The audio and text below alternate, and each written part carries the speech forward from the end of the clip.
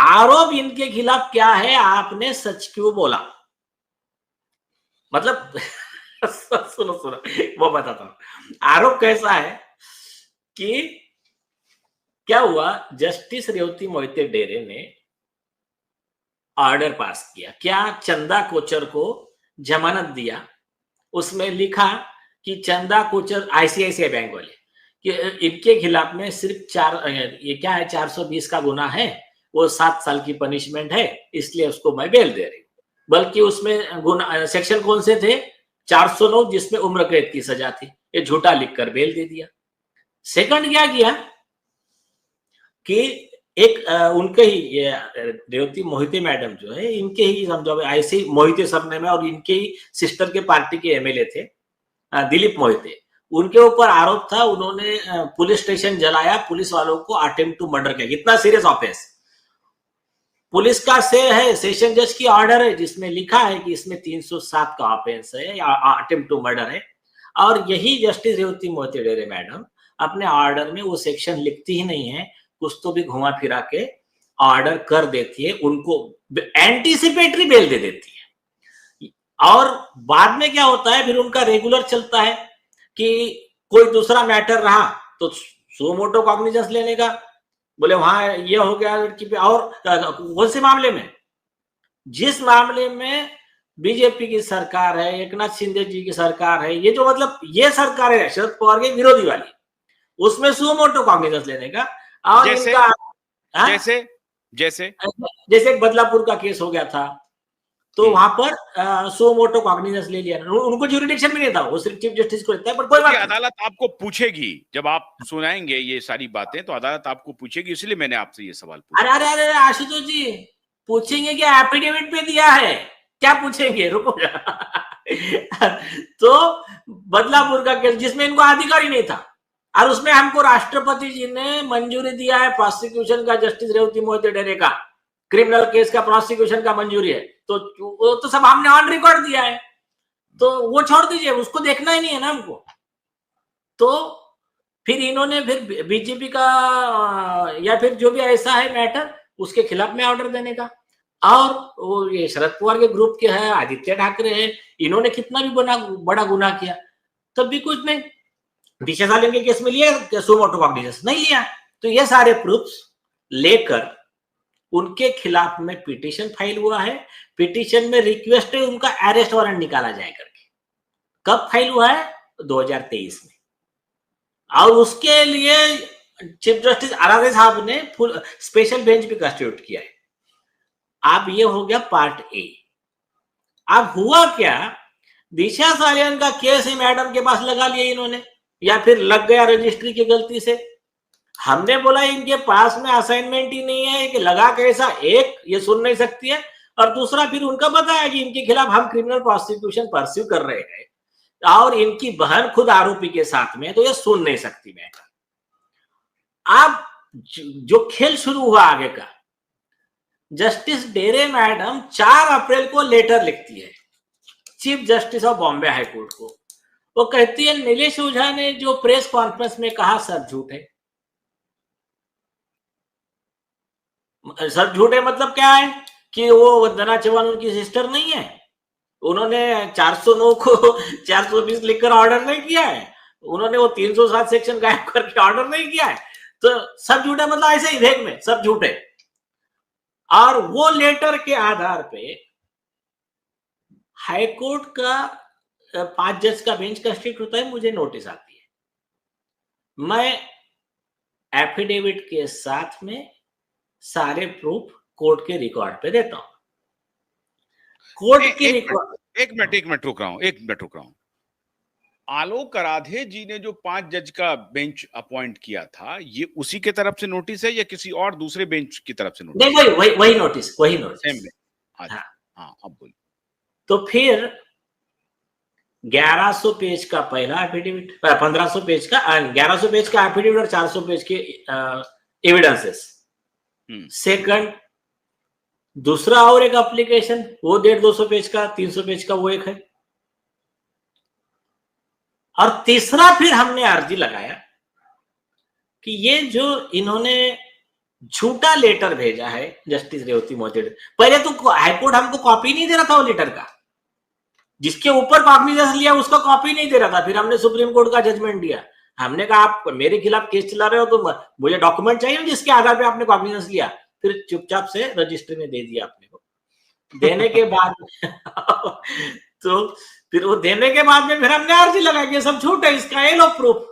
और बाद में हमने कहा कि अब इनको भी इसमें पार्टी बनाओ, इनका रिप्लाई एफिडेविट बुलाओ और इनके खिलाफ में प्रोसिक्यूशन स्टार्ट करो। तो हमने जो अर्जी दिया था, अर्जी कौन सा था? अर्जी था, उन्होंने पर्सनल कैपेसिटी में जो झूठा लेटर लिखा है उसके बारे में। तो इसमें हमने 50 केस लॉ दिया ऑन रिकॉर्ड, कोर्ट में आर्गुमेंट किया। तो ये 5 जज बेंच ने हमारे केस लॉ का रेशियो क्या है, मतलब फॉर एग्जांपल सुप्रीम कोर्ट का कॉन्स्टिट्यूशन बेंच बोलता है कि अगर ऐसा कोई पर्सन है, कॉन्स्टिट्यूशनल अथॉरिटी है, जज है, तो उसको पार्टी रिस्पोंडेंट बना के उसको नोटिस देके उसका रिप्लाई बुलाने का। तो ये 15 वकीलों के लिए जो आदेश आ गया उसमें कोई सुनवाई नहीं हुई, बिना सुनवाई के कैसे कर सकते हैं? हाँ, और कॉन्ट्राडिक्टरी ऑर्डर है, मतलब एक ही ऑर्डर में 2 अलग अलग डिस्क्रिमिनेशन हुआ है। ऐसा 15 वकीलों का कहना है कि आपने स्पेशल ट्रीटमेंट दिया नीलेश ओझा को, नीलेश ओझा को मौका दे दिया आपने निर्दोष होने का, डिस्चार्ज होने का, और हमारे को नोटिस ही नहीं दिया। नीलेश ओझा को नोटिस दिया है, हमको भी नोटिस देना चाहिए था, और हमको डायरेक्ट गिल्टी भी डिक्लेयर कर दिया और हमको वार्निंग का पनिशमेंट भी दे दिया। ये हमारे मूलभूत अधिकार, संवैधानिक अधिकार, फंडामेंटल राइट्स का वायलेशन हुआ। पनिशमेंट क्या दिया गया सर? वार्निंग, और वार्निंग पनिशमेंट है इसमें। जो ये है एडवोकेट्स एक्ट सेक्शन 35 है, उसकी पनिशमेंट वार्निंग है और उसके लिए प्रोसीजर है। सुप्रीम कोर्ट ने कहा है उसको पूरी ट्रायल चलाए बगैर आप किसी के खिलाफ कोई भी एडवर्स वार्निंग भी नहीं दे सकते। अच्छा, अब मैं थोड़ा सा जस्टिस रेवती मोहिते डेरे की तरफ से प्ली कर रहा हूं आपको, है ना? अब मैं आपसे ये पूछ रहा हूं कि एडवोकेट नीलेश जी, हाँ, ये बताइए कि भाई आप जो हैं कोर्ट को बदनाम कर रहे हैं और एक जस्टिस के ऊपर निरर्थक आरोप लगा रहे हैं, आप गलत बयान कर रहे हैं और इससे कोर्ट की मर्यादा का हनन होता है, अदालत की मर्यादा का हनन होता है। और हम 5 जज इसीलिए बैठे हैं कि हमें अदालत की मर्यादा को बहाल रखना है किसी भी सूरत में। अब दिशा सालियान का मामला को हम अलग रख देंगे, लेकिन आपने मर्यादा का हनन किया है। अब ये सवाल है। हाँ, अच्छा सवाल है, और ये इसी सारा झगड़ा तो इसी सवाल पे है ना। कॉमन मैन को और ज्यादातर वकीलों को इसी मुद्दे पर घुमा कर, डरा कर तो सब दुकानदारी चलाई जाती है ना करप्ट जजेस की।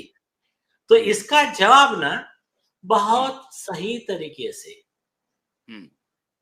2006 के बाद में अमेंडमेंट आया कंटेम्प्ट का 2010 का, तब सुप्रीम कोर्ट कॉन्स्टिट्यूशन बेंच ने क्लियर कर दिया। उसके लिए आपको 1 मिनट और बताता हूं। सुनिए, 2006 के पहले इंडिया में एक अच्छा कानून चलता था, क्या मालूम है क्या? सच बोलना परमिशन नहीं है, जजेस के खिलाफ सच बोलने की परमिशन नहीं है, ऐसा कुछ जजेस कानून चलाते थे। बल्कि सुप्रीम कोर्ट की संविधान पीठ का बथिना रेड्डी का 1952 का जजमेंट है जो सारे देश को बाइंडिंग है। उसमें क्या कहा कि जब एक आधा जज भ्रष्टाचार करता है तो उस भ्रष्टाचार को उजागर करना ये कोर्ट के, देश के, जनता के हित में है। उस पर्सन को, उस पत्रकार को, उस मीडिया वाले को कंटेम्प्ट का आरोपी नहीं माना जा सकता। उसके वजह से किसी का कॉन्फिडेंस, कोर्ट की गरिमा को ठेस नहीं पहुंचती है। लेकिन अगर उसके आरोप के पास उसके प्रूफ ही नहीं है तो फिर उससे गरिमा को ठेस पहुंचती है। डेफिनेशन दे दिया सुप्रीम कोर्ट ने, कॉन्स्टिट्यूशन बेंच ने, उसको कोई लार्जर बेंच ने में दे दिया। हाँ, 2006 में दे दिया। नहीं, ये तो 1952 में दिया था, तो उसको गायब करके उस संविधान पीठ ने तो उसको बाजू में रखा, उसको लिया ही नहीं कहीं। और फिर क्या करते थे, जो दूसरे बेंचेस जिनको अधिकार नहीं था, वो काउंटर रिव्यू लेके पब्लिक को बेवकूफ बनाते रहते थे कि बोले नहीं, आप सच बोलना मना है, आपने जज के खिलाफ सच भी बोला तब भी आप सजा के हकदार रहोगे। हो गया। नहीं तो इसका मतलब ये जानबूझ करके एक कॉर्पस बनाया गया करप्ट जजों और ये डायरेक्ट एडमिनिस्ट्रेशन, पुलिस, पॉलिटिशियन, इन सब का एक कॉकटेल बना और जनता को डराने के लिए कि हम ऐसा ऑर्डर करेंगे, वर्दी वाले जाएंगे, उसको पकड़ के ले आएंगे, उसको हवालात में भेज देंगे और ये खौफ माहौल बना रहेगा, जिसको कहा जाएगा कि नहीं अदालत की गरिमा का सवाल है।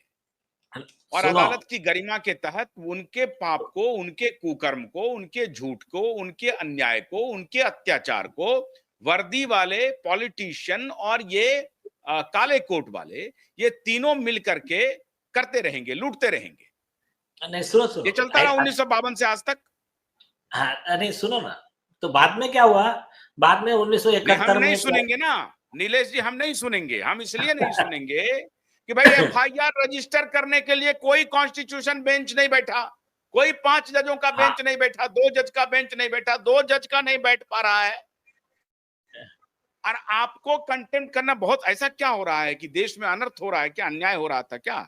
आपको अगर सजा मान लीजिए, सजा ही मान लीजिए, हम कंफर्म कर देते हैं कि आपको सजा मिलनी चाहिए, सजा 5 साल के बाद दे देते। पहले दिशा सालियान के केस को सुन लेते ना, परेशानी क्या थी, ये मैं कह रहा हूं। अरे भाई नहीं, वही तो आप समझे नहीं, इससे लोगों के दिमाग में क्या परसेप्शन क्रिएट हो रहा है मालूम है क्या, कि ये देश में मर्डर किया, गैंगरेप किया, तो ये उतना बड़ा गुनाह नहीं